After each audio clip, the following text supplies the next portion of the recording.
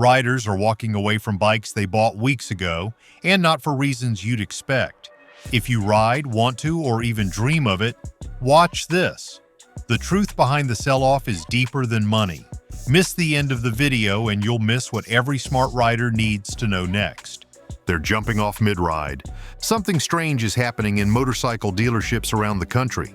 Brand new bikes are showing up in used lots not after years, but sometimes after mere weeks. What used to be a celebratory moment, riding off with your dream adventure motorcycle, has turned into a quiet, desperate exit. Riders aren't just reselling their bikes, they're abandoning them. Some listings say only 300 miles ridden. Others don't even break 100. Forums and Facebook groups are flooded with bikes barely broken in, their owners more eager to unload them than talk about their specs. This isn't turnover, it's escape. The used inventory on many dealership floors has doubled since early spring. Salespeople, once confident in their premium-tier adventure offerings, are now walking buyers through discount tags and never-dropped markdowns. One dealer in Arizona admitted they've had more trade-in requests on brand-new bikes this year than in the past 3 years combined. The underlying cause? A tidal wave of buyer regret and unmanageable ownership costs. And it's not just new riders making mistakes. Experienced riders, too, are finding the promises don't match reality. They're stunned by how quickly these machines go from dream to burden. What used to be rare, a rider unloading a nearly new ADV bike, has become routine. One former owner of a BMW 1300 GS wrote, "I thought this bike was going to change my life. It did, for the worse." He had ridden only 78 miles before listing it again, citing weight, cost, and anxiety every time he dropped it in the garage. Multiply that story by hundreds, and you get a market that's being flooded not by depreciation, but by disillusionment. What riders are discovering in their bank accounts is even more alarming than what's sitting in their garages.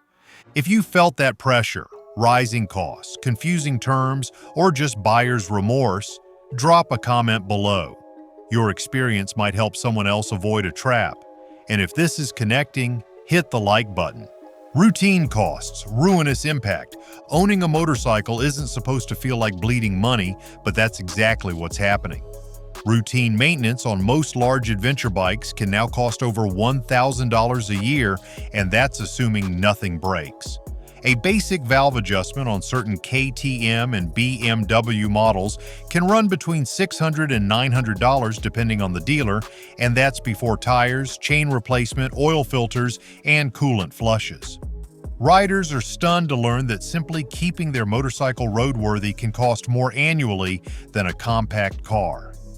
Even mid-tier models like the Yamaha Tenere 700 or the Triumph Tiger 800 require frequent attention, and parts aren't cheap.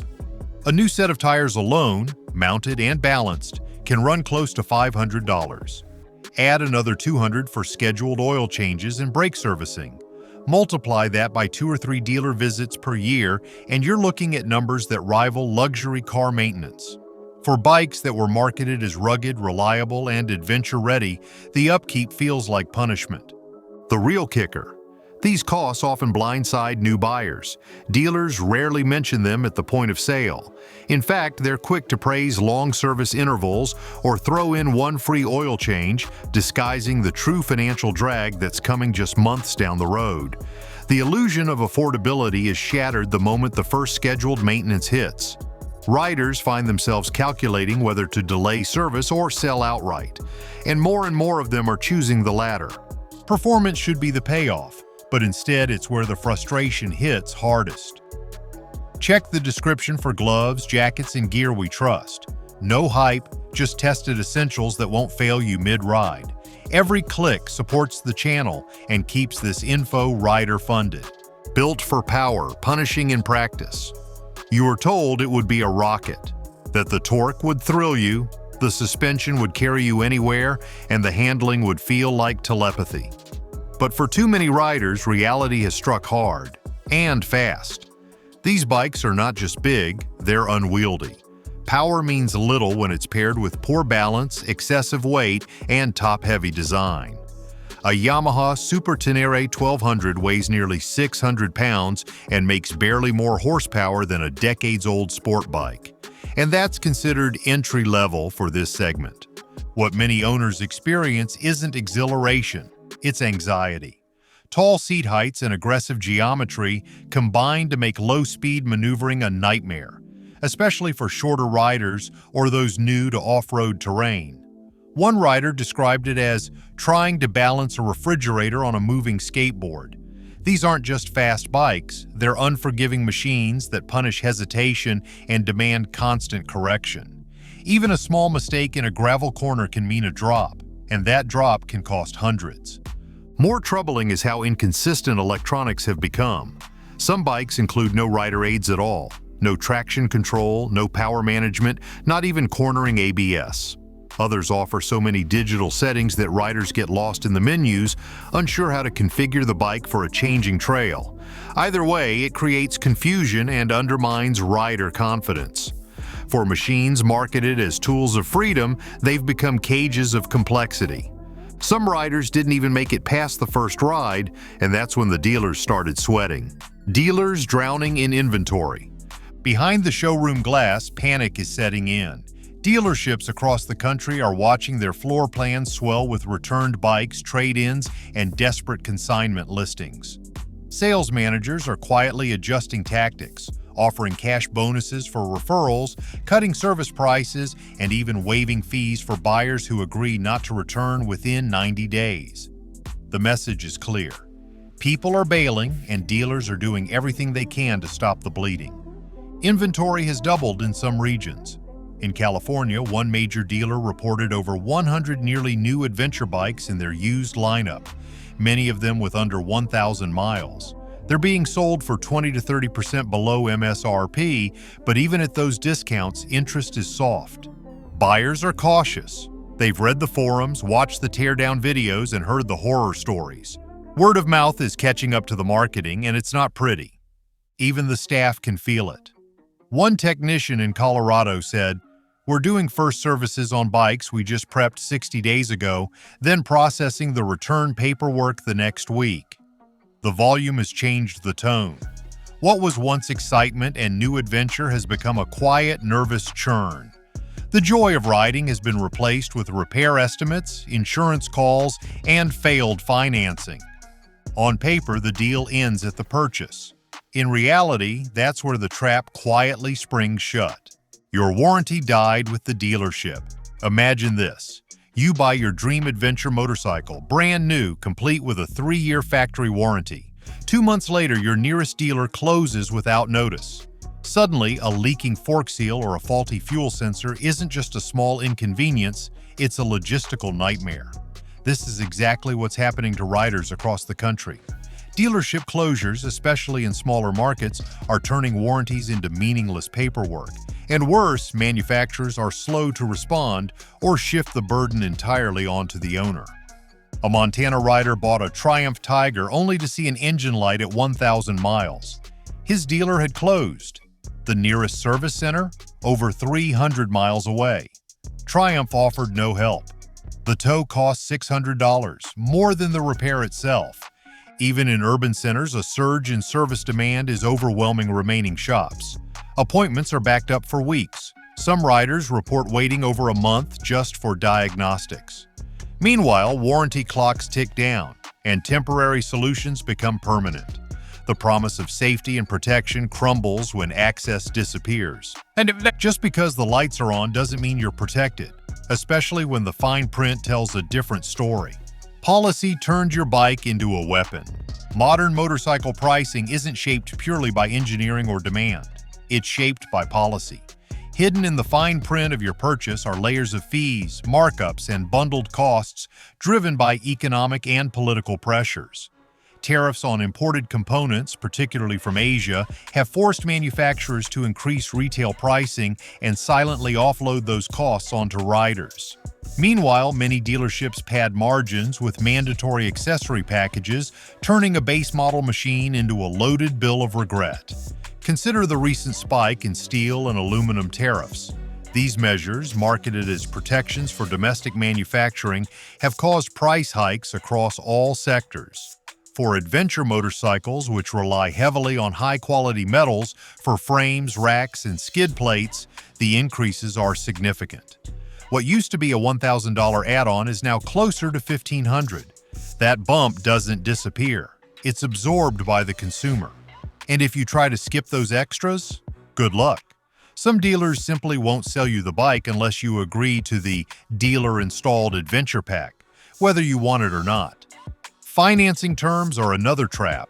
Riders often walk into showrooms thinking they're buying a motorcycle, only to realize later they financed protection plans, alarm systems, and prepaid service agreements they never requested.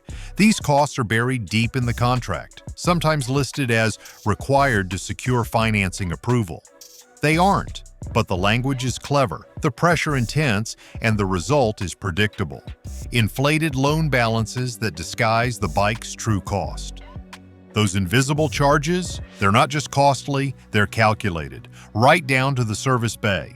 Servicing was the setup. The fine print on your purchase agreement doesn't just inflate the price, it locks you into a schedule of mandatory servicing that can quietly void your warranty if not followed perfectly.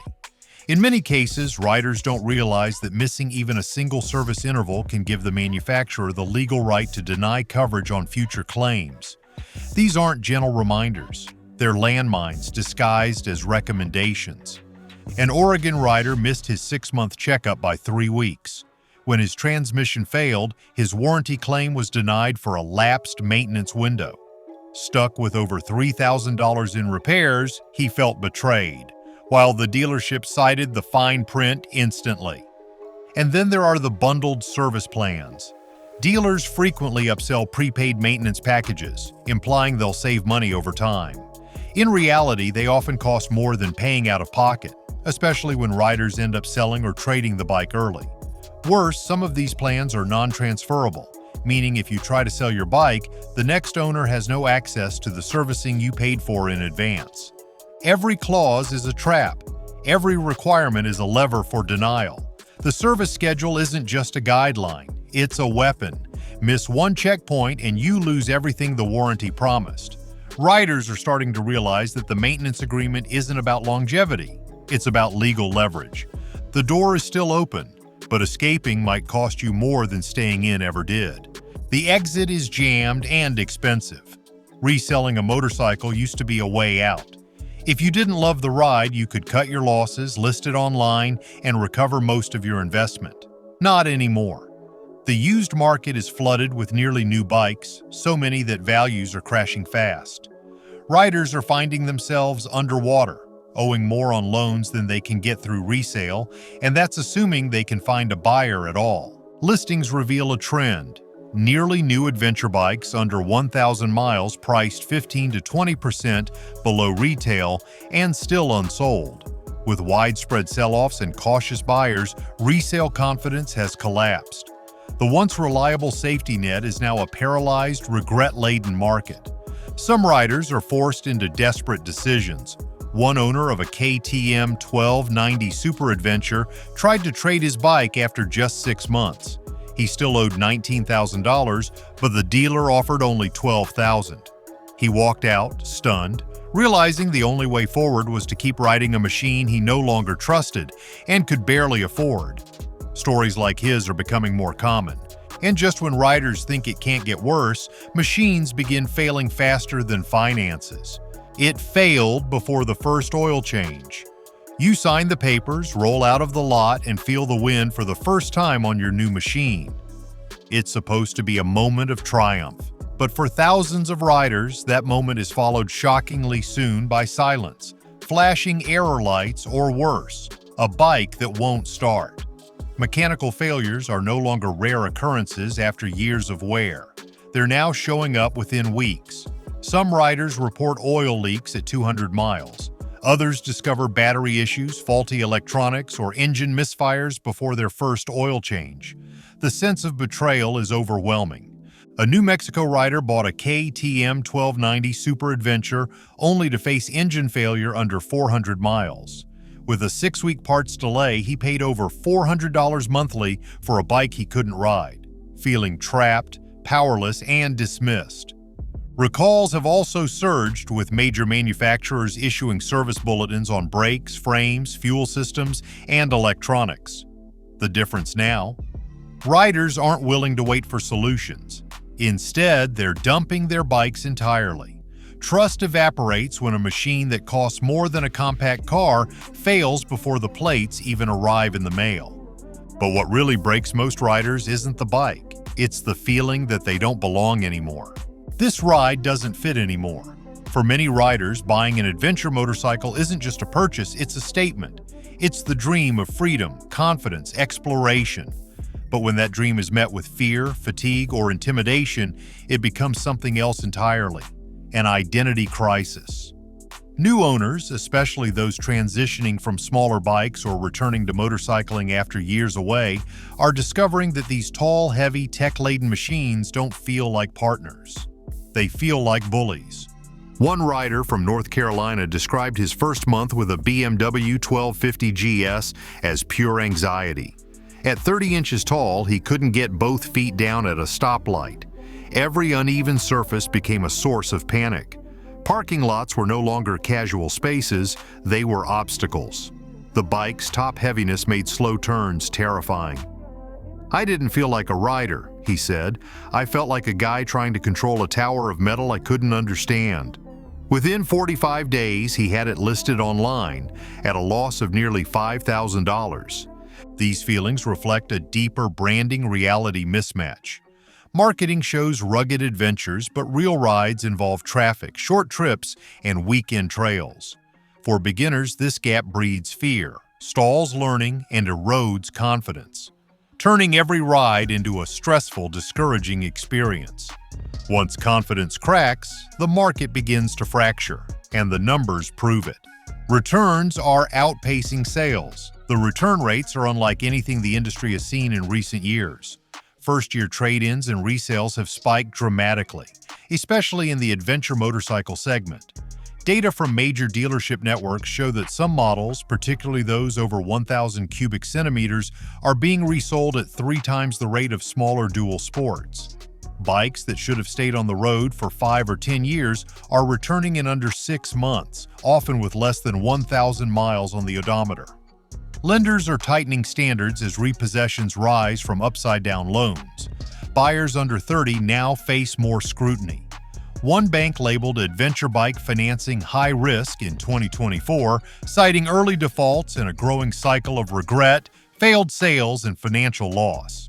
Dealerships are overwhelmed with lightly used bikes that look new but lack incentives and profit margins. Sales managers call it a silent implosion.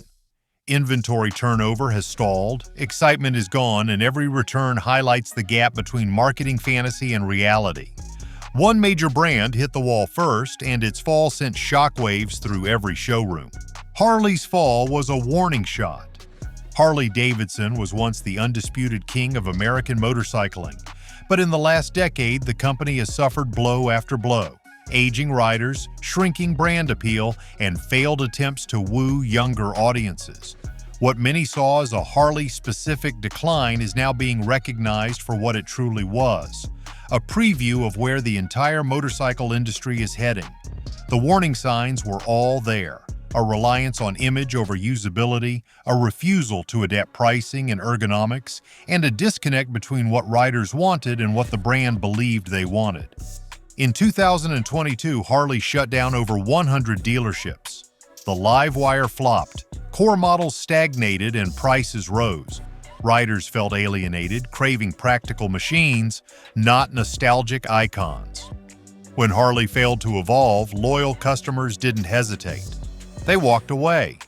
Now the same thing is happening to the adventure motorcycle market.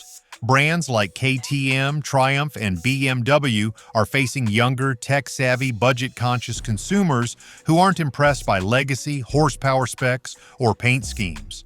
They want practicality, reliability, and confidence, not intimidation. And when they don't get it, they sell fast. Harley's fall was not just a collapse, it was a roadmap. A living example of what happens when companies ignore shifting rider psychology. Because at the heart of this wave of abandonment is not just mechanical failure or financing traps. It's the death of belonging. Riders no longer see themselves in the machines. Harley was just the first. The rest of the industry is already wobbling. Other brands are scrambling to pivot. It started as a quiet wave of trade-ins and online listings, but now it's a full-scale market rebellion. Riders are speaking with their wallets and manufacturers are taking notice. Brands that once banked on blind loyalty are shifting gears. Fast. Honda, for instance, has accelerated plans to expand its mid-size dual sport lineup, emphasizing lighter, more affordable models. Yamaha is quietly revising pricing on the Theyre 700, offering stripped-down variants in some regions to appeal to price-conscious newcomers. Even Triumph, which once prided itself on premium positioning, is investing in cost reduction strategies and rider assist software to make its adventure line less intimidating to entry-level riders. The shift is not just about hardware. Marketing departments across the industry are abandoning the hardcore adventurer imagery in favor of realism. More campaigns now feature two-lane blacktops, camping stops, and commutes through rainy suburbs.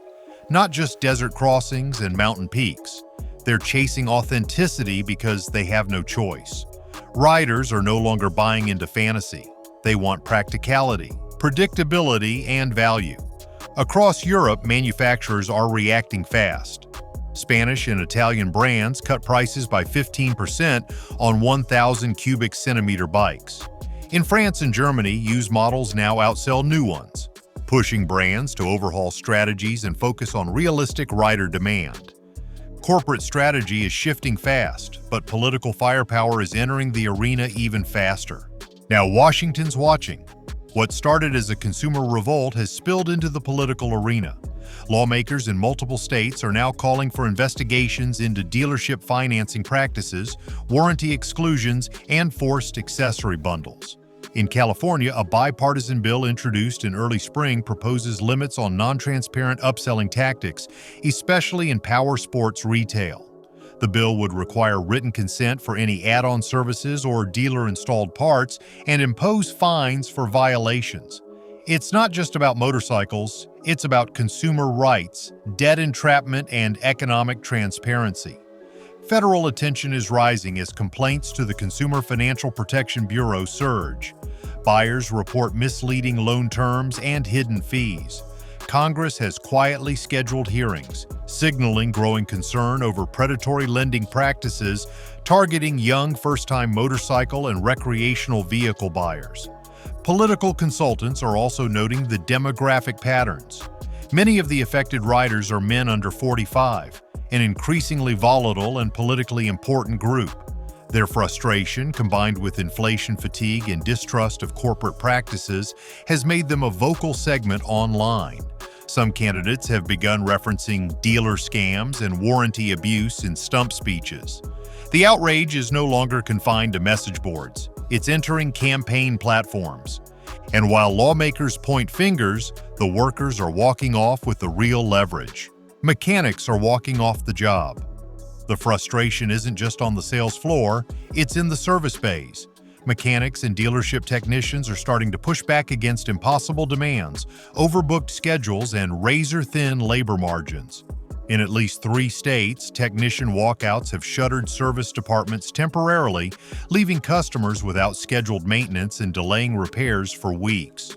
The message is simple. The system is broken, and those keeping it alive are burning out.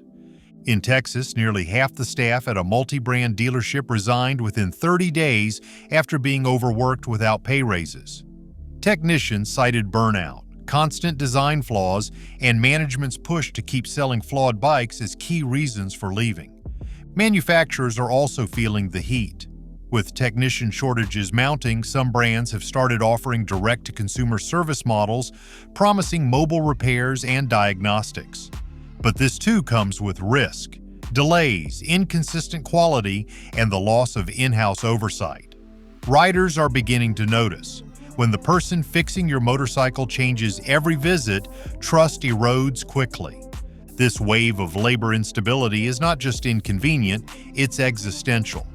A rider can overlook a design flaw or an expensive repair once, But if there's no one left to service the bike, it becomes dead weight in the garage.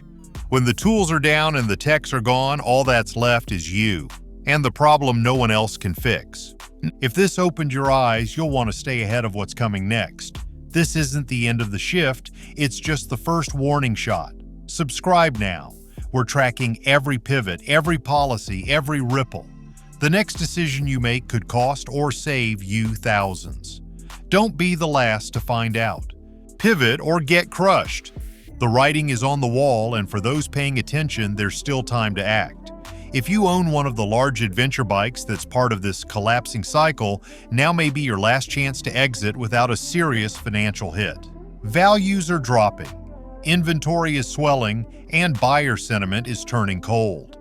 Waiting even another 6 months could mean losing thousands more in resale value, if you can find a buyer at all. For new buyers still considering a plunge into the ADV world, the best advice might be to look down market or go used. Smaller dual sports, modular platforms, and lightly used models with proven reliability are increasingly the smarter bet. Forget the fantasy. You're not crossing Mongolia. You're commuting, weekend riding, and maybe tackling a forest road. Buy accordingly. Investors, too, should be watching this closely. Motorcycle manufacturers that rely heavily on high-margin adventure models are now exposed. If return rates and inventory stagnation continue, earnings reports will suffer. Brands that fail to pivot toward more scalable, affordable, and practical platforms could lose entire generations of riders. And once loyalty breaks, it doesn't come back easily. The market is speaking, riders are speaking, and now even lawmakers and labor forces are speaking. A perfect storm is forming. Not just for manufacturers, but for everyone who assumed this market would ride forever. What looked like a growth story has turned into a cautionary tale. This isn't just about motorcycles anymore, it's about knowing when to hold on and when to let go. You've seen the real story, one the industry won't tell.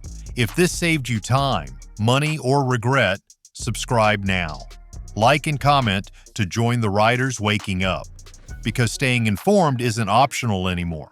It's survival. Stay sharp.